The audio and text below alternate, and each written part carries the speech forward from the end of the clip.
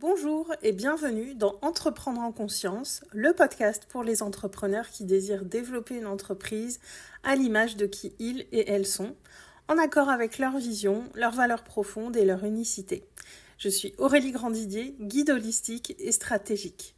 J'accompagne les entrepreneurs qui ont une activité en lien avec l'humain à développer un business qui leur ressemble et leur permet de créer des résultats tangibles tout en s'épanouissant dans leur vie. Dans ce podcast, je te parlerai évidemment d'entrepreneuriat et de tous les sujets qui s'en rapprochent, mais aussi de mindset, de communication, de relations, de spiritualité, de développement personnel, bref, de tous ces sujets qui me touchent et qui sont de vrais leviers d'évolution et de transformation, tant sur le plan business que personnel. Bonjour et bienvenue dans ce nouvel épisode d'Entreprendre en conscience. L'épisode d'aujourd'hui est un peu particulier puisque c'est la première conversation que je vais avoir aujourd'hui avec ma première invitée. Il y aura régulièrement des conversations. Alors, je dis conversations parce que j'ai pas envie d'appeler ça des interviews. Donc, ce sera des conversations d'entreprendre en conscience. Et aujourd'hui, j'ai le grand plaisir de recevoir Marie Selfo avec moi pour cette première conversation. Ça fait un moment qu'on se connaît avec Marie et j'avais envie que ce soit elle qui ouvre les festivités de ces premiers podcasts à deux. Bienvenue Marie, je suis ravie de te recevoir aujourd'hui. Et pour commencer, est-ce que tu veux bien nous dire qui tu es pour les personnes qui ne te connaîtraient pas? Je te Ok. laisse la parole. Eh ben déjà, je te remercie. Je suis ravie, honorée d'être la première fois sur ton podcast. Je te remercie pour ça. Alors moi, c'est Marie Selfo, pour celles et ceux qui ne me connaissent pas.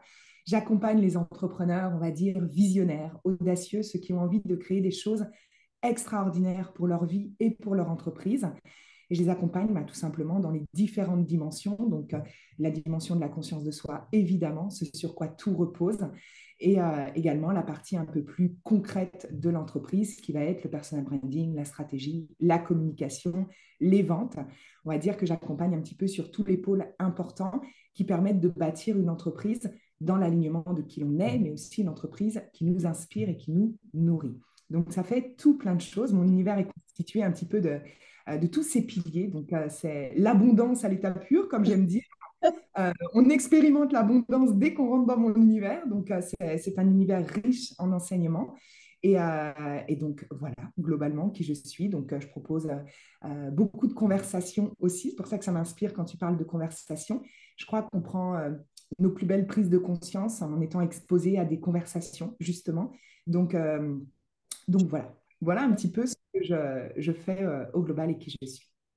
Et on espère que cette conversation vous inspirera, vous amènera des réflexions, des prises de conscience, peut-être des épiphanies, qui sait. C'est aussi le but de ces échanges dans ce podcast. Alors, aujourd'hui, on va vous parler de temps et de résilience. C'est un sujet qui revient très, très fréquemment dans le monde de l'entrepreneuriat. On voit des réussites rapides, mais d'où elles viennent, ces réussites rapides, et surtout, j'ai envie de dire de prendre en considération le contexte qu'il y a autour. On a tous des contextes différents, on a tous aussi des personnalités différentes, et on n'a pas tous le même rythme non plus. Et parfois, ça peut être un petit peu frustrant de voir certaines choses qui se passent rapidement pour d'autres, là où nous, on a l'impression de mettre beaucoup de temps alors qu'en fait, moi, je crois beaucoup au timing divin. Alors, évidemment, ça ne veut pas dire qu'il faut s'en remettre uniquement à l'univers et rester les doigts de pied en éventail dans son canapé. Mais je crois qu'il y a un vrai timing pour les choses. Et ce sujet, bah, moi, je parle souvent du temps. Je me suis un petit peu débattue avec mon rapport au temps avant vraiment d'accepter les choses. C'est un truc qui m'a vraiment challengée. Et donc, on va échanger là-dessus aujourd'hui parce que je sais que c'est un sujet qui m'a challengé, mais qui challenge beaucoup de personnes, et qui n'est pas facile parce qu'on ne sait pas forcément quand les choses vont se décanter, quand les choses vont arriver.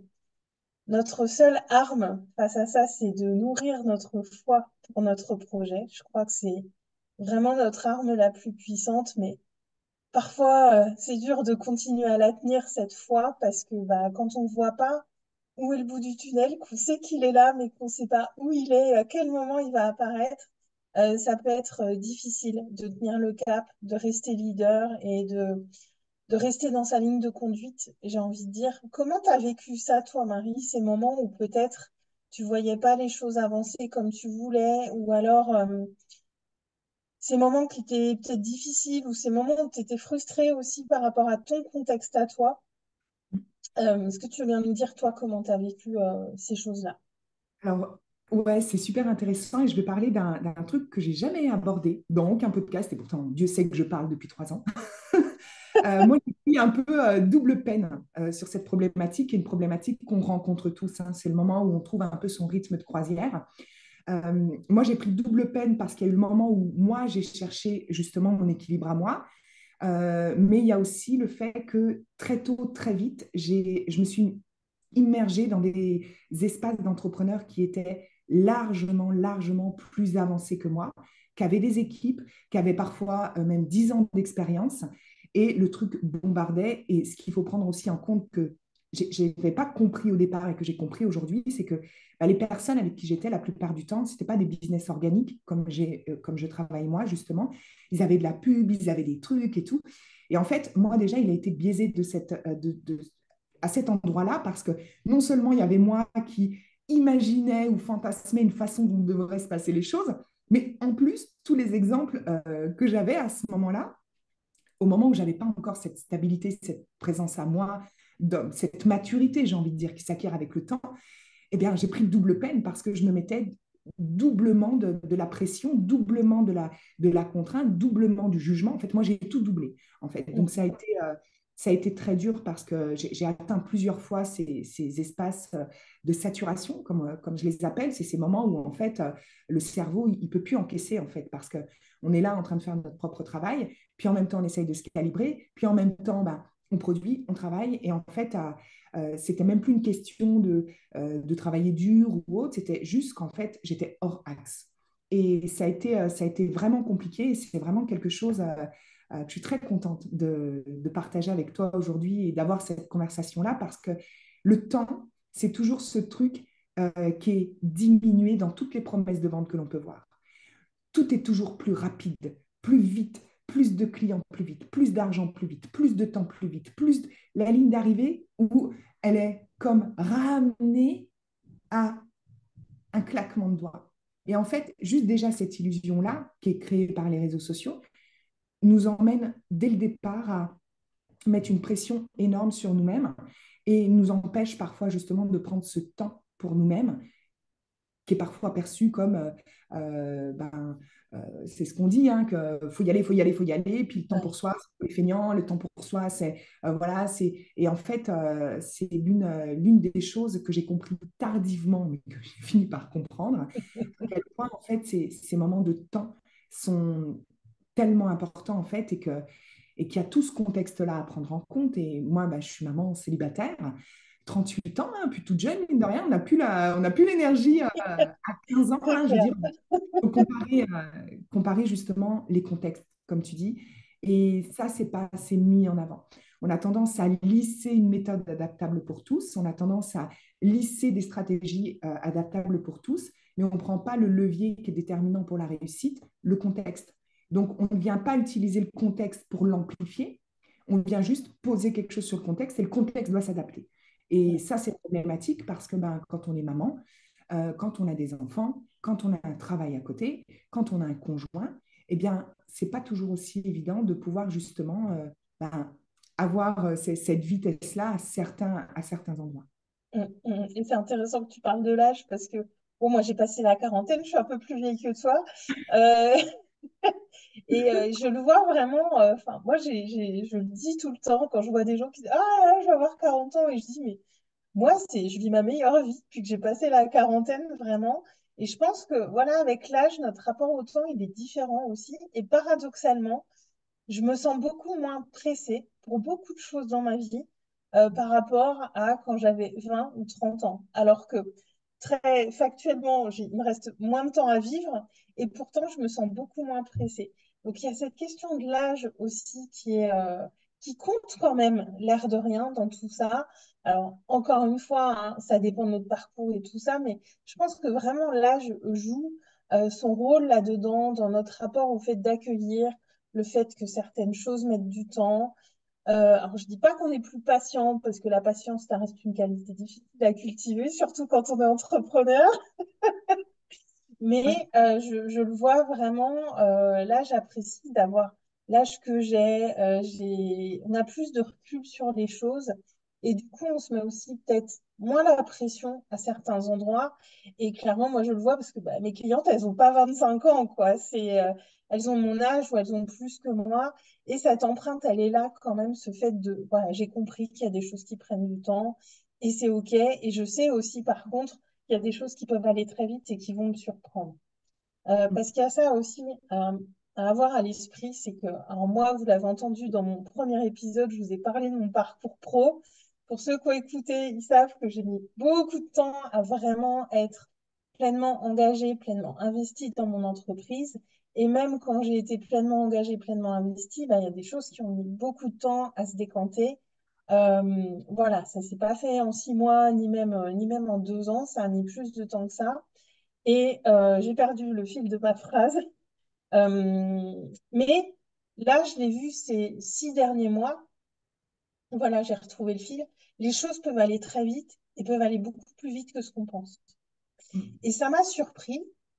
Et d'un côté, j'étais surprise. Et d'un côté, il y a ce truc où c'était complètement naturel que ça arrive parce que j'ai planté toutes ces graines, j'ai fait toutes ces actions depuis des années.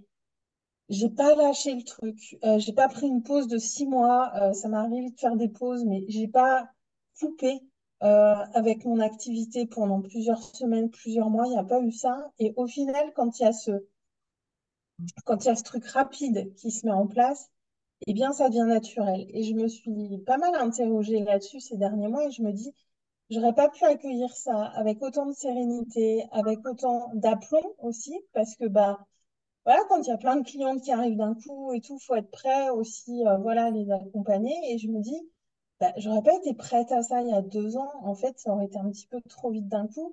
Et là, j'ai vécu ça vraiment avec beaucoup de calme, beaucoup de sérénité, parce que je me connais, parce que ça fait du coup, bah, forcément un moment que je fais ce que je fais. Et ça devient, on l'accueille, voilà, avec facilité. Et je pense que c'est pour ça aussi qu'il y a parfois des entrepreneurs qui explosent en plein vol parce que la réussite rapide, et encore, quand on dit rapide, on ne voit pas ce qui se cache derrière, mais la réussite rapide n'est pas nécessairement un cadeau. Et je pense qu'il y en a qui peuvent, alors je ne connais pas les coulisses de certains, mais on en voit quand même des gens qui ont eu des réussites rapides et qu'après on ne voit plus, qui explosent en plein vol parce que c'est trop d'un coup, parce que l'air de rien, intérieurement, enfin, si je parle si souvent de ces enjeux invisibles, c'est pas pour rien, c'est parce qu'ils sont pas visibles, mais ils sont bien réels par contre, ils sont bien là. Mais je pense que tu as raison de le dire et d'en parler. Peu en parlent du bout des lèvres de la face cachée et invisible derrière des business à forte croissance ou à croissance ou à très grosse croissance. Euh, Derrière, il y a souvent énormément de dégâts, justement, quand les choses n'ont pas été consolidées avec le temps. Parce qu'il y a une différence entre vitesse et précipitation. Il y a des vitesses saines, celles qui, justement, qui sont calibrées à la vitesse à laquelle nous-mêmes, on va intégrer, nous-mêmes, on va être présent, nous-mêmes, on va être dans beaucoup de sens dans ce qu'on fait. Donc, au plus on réduit le temps d'abord en nous, dans notre capacité de croître personnellement, dans nos envies, nos désirs, notre capacité à nous calibrer, à traverser les choses, à nous dépasser à travers les choses, au plus c'est là que la vitesse va se prendre. Mais c'est vraiment cette notion de la course au résultat. Euh, les attachements qu'on peut nourrir à l'égard du fait d'obtenir quelque chose, d'atteindre un résultat. Et je pense que la chose ici qu'on n'a pas encore dit par rapport à ça et que je pensais quand tu en parlais, c'est vraiment le temps. Il y a le temps, mais il y a ce moment en fait où on est décorrélé du temps à laquelle les choses arrivent. Et je pense que c'est pas le moment où tu disais justement, il y a un moment où les choses arrivent vite. Je pense que ce moment-là, c'est où tu te déconnectes de quand les choses vont arriver. C'est-à-dire que tu n'es plus dans, OK, c'est quand, c'est où, c'est à quel moment, c'est à quel point je suis dans chaque journée pleinement dans ce que je fais. On revient à la notion du chemin et du résultat. Et à partir du moment, en fait, où on a toujours de manière sous-jacente le résultat, l'obtenir, aller le chercher, l'avoir, ça changera quand ce sera ce moment-là. En fait, c'est ici que ça pète, en fait, parce qu'on est là d'une certaine manière, dans une énergie qui va nous emmener une incapacité à être vraiment très présent dans ce qu'on est en train de faire, ce qu'on est en train de construire, ce qu'on est en train de bâtir et à quel point on le consolide, en fait. Et la plupart des entreprises qui s'effondrent à un moment donné, c'est qu'à un moment donné, ils ont oublié qu'ils sont à l'intérieur de l'entreprise parce qu'il y a tellement d'enjeux financiers. Et moi, je le vois, hein, passer 650 000 même seul, à un moment donné, c'est tout le job, c'est je reviens à moi. Je reviens à Ouais, moi, je ne suis pas mon chiffre. Bien sûr que je pourrais aller chercher plus parce que l'ego arrive ici. ouais, C'est ici en fait qu'il est hyper précieux et que tout l'enjeu de la conscience de soi arrive. C'est attends, on peut faire plus grand, mais on revient ici et à quel moment on bâtit avec dans l'esprit d'une croissance harmonieuse. Parce que de toutes les personnes qui ont poursuivi l'argent, que je peux connaître au bout de 3 ans et que des coulisses j'en connais, à un moment donné ou à un autre, ça craque. Parce que au moment où ils atteignent la dite somme pensant obtenir, ben, le sens se perd et les choses vont mal. Et je sais que quand on n'a pas l'argent, on peut se dire, ouais, mais attends, c'est facile quand tu as l'argent de dire ça. Combien ouais. de fois je dis, C'est clair. moi, je me souviens, je disais toujours, ouais, c'est ça, vos beaux discours. Dites-moi ce qu'il y a derrière l'écran de fumée. Je disais toujours ça. Je disais, putain, mais ils se plaignent la bouche ouverte, mais ils ont tout l'argent. Et il y a vraiment ce truc que quand tu commences à l'avoir et à l'obtenir, que tu comprends à quel point c'est pas si important que ça si le chemin n'est pas agréable. Et c'est vraiment une phrase c'est malheureux, mais c'est comme les enfants, on a beau leur dire, fais attention, mais tant qu'ils ne sont pas tombés, tant qu'ils n'ont pas commencé les choses, ils ne peuvent pas le comprendre. Et bien l'entrepreneuriat, c'est pareil. On peut le comprendre avec l'esprit, mais on le comprendra vraiment quand on est dedans. Et moi, je le vois aujourd'hui, enfin, juste avant de commencer ce podcast, j'étais dans mon jardin en train de bêcher, et pourtant, je pourrais faire tellement d'actions, je suis en lancement d'un programme, je pourrais faire plus. Je pourrais publier un post encore aujourd'hui. Je pourrais faire plein de choses si c'était l'argent que je poursuivais. Et je pourrais ne pas être dans mon jardin parce qu'il y a un rayon de soleil et dire, mais c'est maintenant mon jardin. Et c'était ce que je me disais juste avant de commencer avec toi, c'est qu'est-ce qu'on poursuit et à quel point ça peut nous dévorer et enlever et juste transférer la prison qu'on a cherché à fuir à un moment donné du salariat ou de tout ça, la reconstruire et de se dire ben, c'est toujours la même prison, mais avec un peu plus de fric. Mais finalement, l'argent qu'on va avoir en plus va venir combler tous les manques qu'on perçoit de toute la liberté qu'on n'a pas finalement créée pour soi. Et pour ça, ça nous demande vraiment de se déconnecter du temps, en fait. Et c'est pas facile. Parce que Non. quand on n'a pas encore les clients, bien sûr que c'est pas facile parce qu'on vit dans la vraie vie. L'URSSAF, le propriétaire, lui, il s'en fout en fait. Lui, le Ouais, temps, il est calibré pour lui, il y a ça. Mais je pense qu'ici, c'est important de se les poser du coup dès le départ, ces questions-là. À ouais, quoi je suis prête? Quel genre de réussite je veux créer? Est-ce que je sais faire preuve de discernement sur les choses? Et ici, la résilience est là parce qu'on ne peut pas savoir. Et moi, même encore aujourd'hui, avec des centaines de milliers d'euros, pour l'avoir essayé, un truc qui a marché la semaine dernière, dupliqué parfaitement, ne fonctionnera peut-être pas le coup d'après. ouais. Donc, comprendre aussi cette temporalité-là et ces enjeux-là permet déjà d'aller, OK, Mm, j'ai conscience de ça. Maintenant, comment j'œuvre à l'intérieur de tout ça? mm. Oui, puis revenir aussi à ce qui est sous-jacent dans ce que tu as dit, mais c'est qui je deviens dans tout ça. C'est ça là qui fera la différence. C'est la chose qui compte. Et moi, toutes ces années à ramer, à chercher ma bonne recette, j'étais tout simplement en train de devenir la personne que je suis aujourd'hui pour accueillir tout ça. Tout simplement, c'était mon chemin. Et c'est sûr que rétrospectivement, c'est plus facile à dire aujourd'hui parce que j'ai eu des moments, enfin voilà, compliqués. Enfin, c'était dur par moments. Ça m'a demandé vraiment d'être dans cette résilience, d'accepter l'échec. Mais si j'en avais pas mangé autant des échecs, Et quand on lance des trucs gratuits et qu'il n'y a pas d'inscrits et ce genre de choses, enfin, c'est dur, c'est dur. Enfin, c'est dur pour tout le monde, c'est dur. Je pense, quel que soit le niveau où on en est, quelle que soit l'étape à laquelle on en est, c'est dur. Mais en même temps, ces moments-là, ils font partie intégrante de ce qui va nous construire parce que aussi, ces moments-là, on les oublie jamais. Enfin, moi, quand je suis avec mes clientes et qu'elles me partagent ce genre de challenge, ce genre de difficulté, je sais.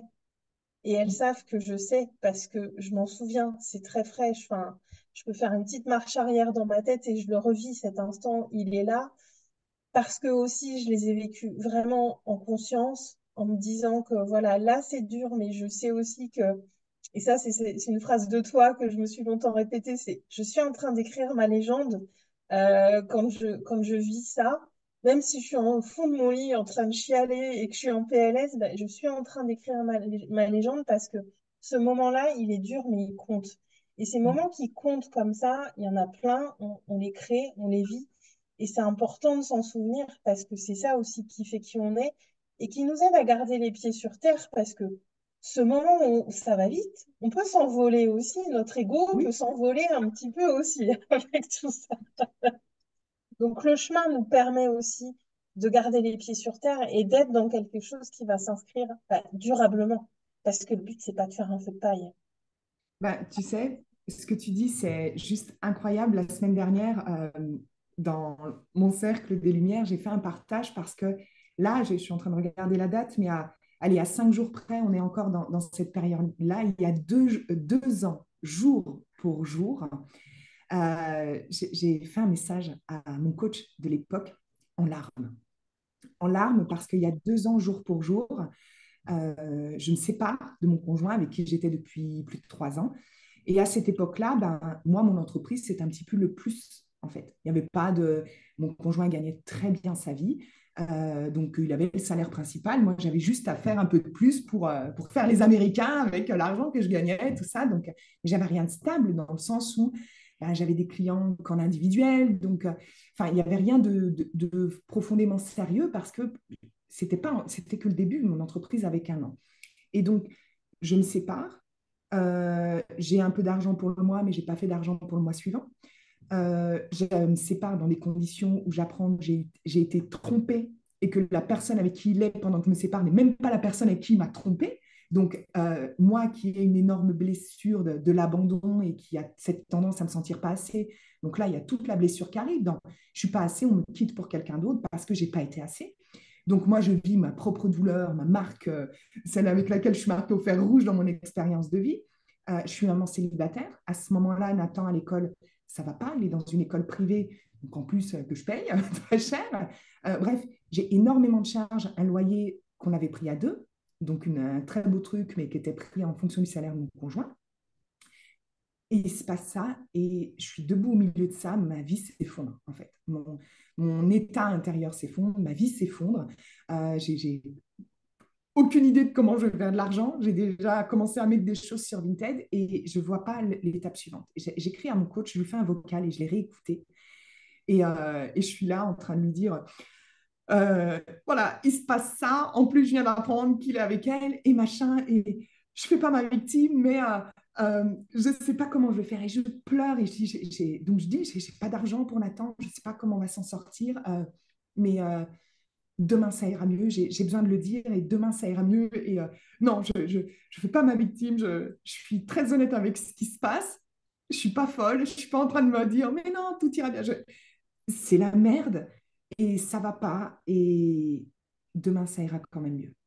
Et d'écouter ce vocal, je l'ai partagé, du coup j'ai partagé ça à mes clientes et je leur ai dit, si vous me demandez aujourd'hui comment j'ai créé plus de 650 000 euros dans mon entreprise, je pense que ce moment-là et qui j'ai été à ce moment-là a créé ce que j'ai créé aujourd'hui. Il y a 2 ans en arrière, quand j'ai choisi d'être le genre de personne qui est capable de prendre à bras le corps et ma vie et mon contexte et mes envies et ma foi et de continuer à marcher là où 99% en fait des gens abandonnent. Parce que j'ai pas juste eu un incident de parcours. Moi, la vie, elle m'a dit, écoute, tu as l'air d'avoir les épaules larges, on va te mettre la totale, on va te mettre la tromperie, on va te mettre le machin, on va te mettre l'argent, on va te mettre tout ça, puis on va voir si tu peux tenir ça. Et ça a été d'une complexité terrible. Et il a fallu que chaque jour, je me rappelle pourquoi je faisais ce que je faisais. Et il a fallu aussi que je trouve une raison plus grande que simplement l'argent, parce qu'à ce moment-là, mon cœur était tellement brisé en miettes que l'argent, je m'en foutais en fait à ce moment-là. Il fallait que je trouve quelque chose de plus grand pour rallumer la lumière à l'intérieur de moi et me donner une vraie raison d'avancer. Parce qu'à ce moment-là, l'argent, ça suffisait plus en fait. Ça suffisait plus parce que j'avais perdu un bout de moi, j'avais perdu qui j'étais. Et puis à 35 ans, se retrouver seule avec un enfant, encore une fois, ça faisait beaucoup en fait d'un coup. Et là, j'ai dû trouver une vraie raison en fait pour mon entreprise, plus que simplement être libre financièrement, parce que j'avais plus rien en fait. Et ça, on en parle, on n'en parle pas assez, je pense, Mm. des raisons, du temps. Et j'avais conscience qu'à ce moment-là, j'aurais pas 30 000 € le mois d'après. Et Ouais, est-ce qu'il a fallu que je me pose avec moi et que je sois OK de me dire, OK, il va falloir que tu te reconstruises, Marie, parce qu'il faut te reconstruire. Est-ce que tu es prête pour tout ça? Ou sinon, bah, écoute, va bosser chez Lidl, quoi. Et mm, c'était OK pour moi d'aller bosser chez Lidl, tu vois. Mais il a fallu vraiment que je sois honnête avec moi et de me dire, OK, ici, tu as déjà 1 an d'entrepreneuriat, tu sais que tous les trucs que tu vois sur les réseaux, c'est faux. Donc, est-ce que tu es prête à prendre le chemin et d'y aller avec tout ce que tu vas te prendre parce que du vent va y en avoir.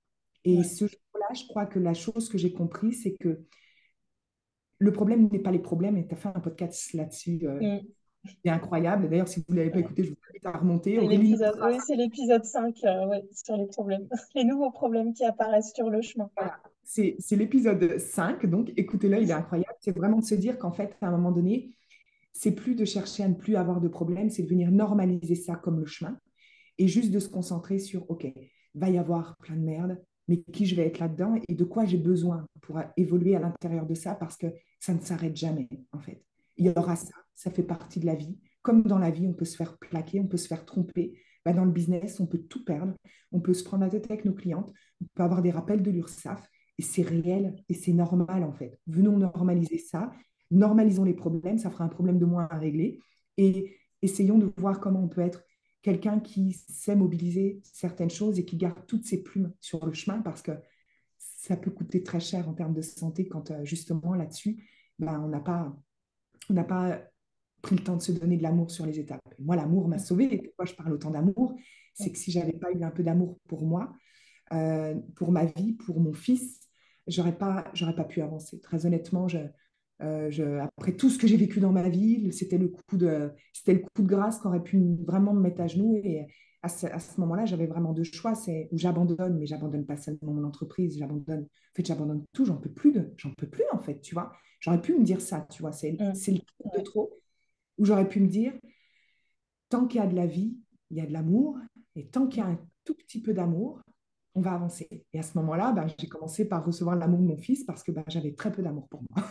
mm, Donc, je me suis connectée à une pointe d'amour. Je dis, OK, on s'aime et je vais le faire pour toi avant de le faire pour moi. Et c'est là mm. qu'on trouve des moments de se dire, OK, on trouve une raison d'avancer, en fait. C'est ça. Et le faire pour des raisons bah, qui nous dépassent un peu aussi des fois. Mais Mhm. moi, j'aime quand tu parles d'argent comme ça parce que l'argent ne résout que les problèmes d'argent. Et comme tu le dis si bien, l'argent ne peut pas être le seul moteur. L'argent peut être un moteur. On a le droit de vouloir de l'argent. Ah, j'en profite pour vous dire ça ici. C'est pas mal de vouloir de l'argent, de vouloir son confort matériel, sa liberté financière. Mais ça ne peut pas être la seule raison. Parce que sinon, ça s'effondre quand l'argent n'est plus là, quand les difficultés sont là, parce que ça tient pas, c'est pas suffisant. Il y a cette notion d'amour pour ce qu'on fait, d'amour pour qui on le fait aussi. Et cet amour, bah, c'est pour ça qu'on a connecté en premier lieu. De toute façon, c'est tout ce qui se passe, tout ce qu'il y a autour de l'amour et qui peut être parfois un peu oublié dans l'entrepreneuriat en ligne particulièrement. Surtout en ce moment, on voit beaucoup, beaucoup de gens parler beaucoup d'argent en ce moment. C'est très Ouais. présent là. On est en avril 2024 et là, au moment où on vous parle, les discours sur l'argent pullulent de partout sur Instagram et ça peut mettre énormément de lourdeur, énormément de friction, venir vraiment complexer les gens qui n'en gagnent pas. Mais comme tu dis, enfin, c'est vrai que quand on avance, voilà, on côtoie d'autres personnes, on sait un peu ce qui se passe dans certaines coulisses. Et moi, c'est ce que j'expérimente aussi en ce moment, hein. Voilà, il y a aussi de la trahison, des choses qu'on n'a pas vues venir, des choses comme ça.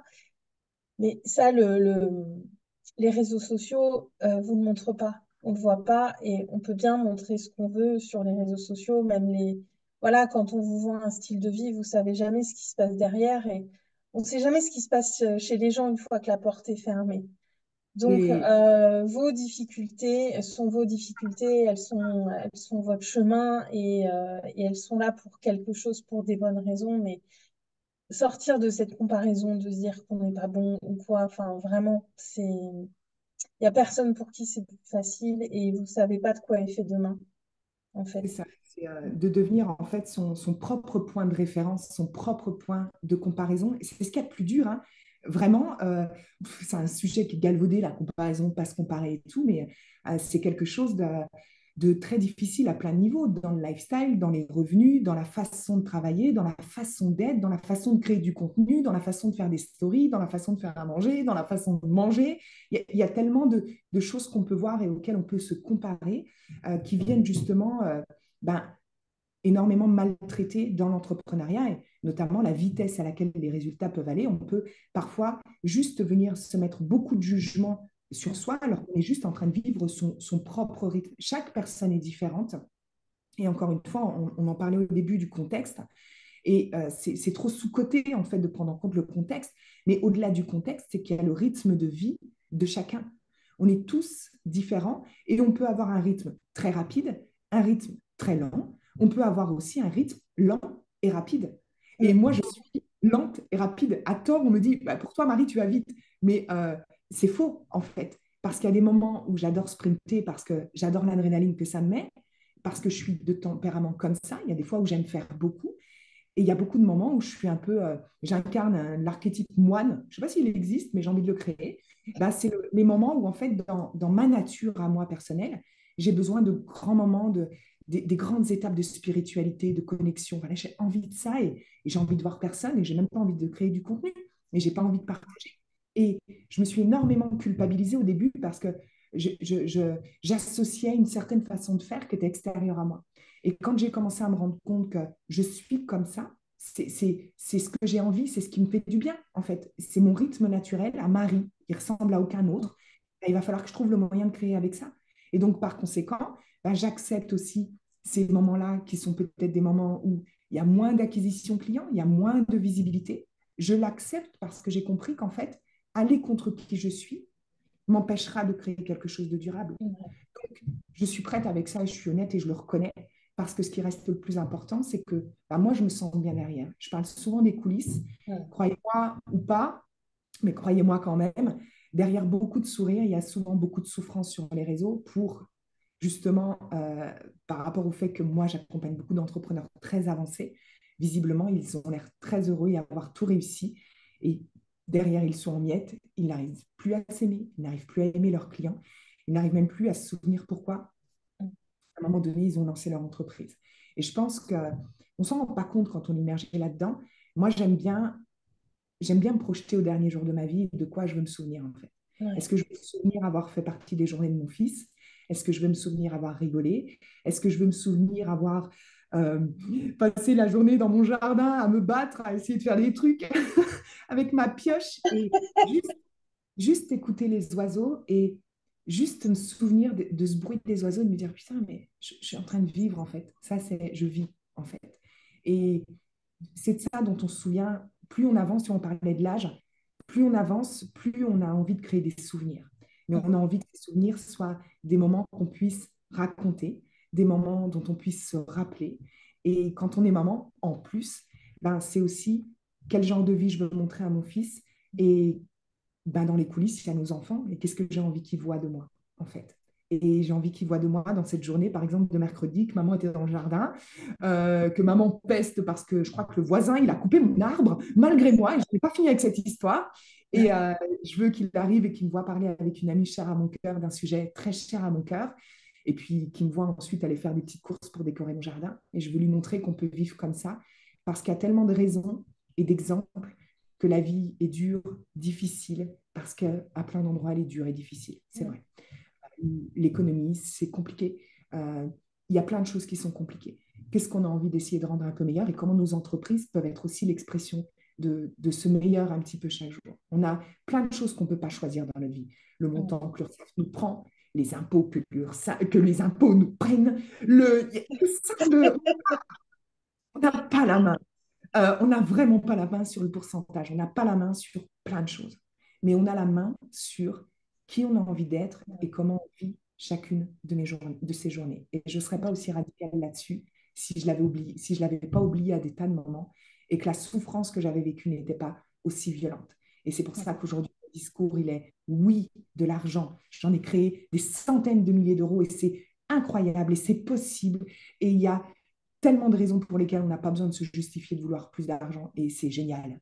Mais ça ne doit pas être que ça, parce que si c'est que ça risque d'être douloureux, difficile, et puis ben, finalement, au final, le goût n'est pas le même, en fait. Mm.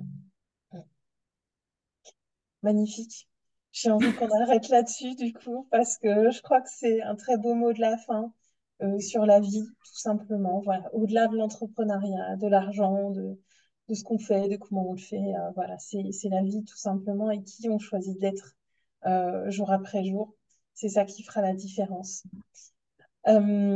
J'espère que cet épisode vous aura plu. En tout cas, Marie, où est-ce qu'on te retrouve essentiellement? Dis-nous un petit peu. À la maison, sur Instagram. Je mettrai, Instagram, ouais, deuxième maison, donc je suis principalement là. Il y a beaucoup de contenu, plein de belles choses à aller explorer. Et voilà, et pour les personnes qui veulent me découvrir, ben, venez à la maison sur Instagram. voilà, je mettrai les liens en commentaire de ce podcast de toute façon. Et puis voilà, n'hésitez pas à commenter, à me soumettre aussi des idées de thèmes si vous avez envie que j'aborde certaines choses dans ce podcast. Et puis moi, je vous retrouve la semaine prochaine pour un nouvel épisode. Merci beaucoup, Marie, d'avoir été avec moi et à très très vite. Merci Aurélie. Si cet épisode t'a plu, n'hésite pas à le liker, le partager, à lui mettre 5 étoiles et surtout à t'abonner. C'est ce qui est le plus important pour développer la visibilité de ce podcast. Mets-moi en commentaire s'il y a un ou plusieurs sujets que tu aimerais que j'aborde. Mon désir est que ce podcast soit une co-création et t'apporte surtout un maximum de valeur. Et si mon approche résonne pour toi, tu peux réserver ton appel curiosité offert. Le lien est en description. Je te souhaite une magnifique journée et je te retrouve la semaine prochaine pour un nouvel épisode d'Entreprendre en conscience.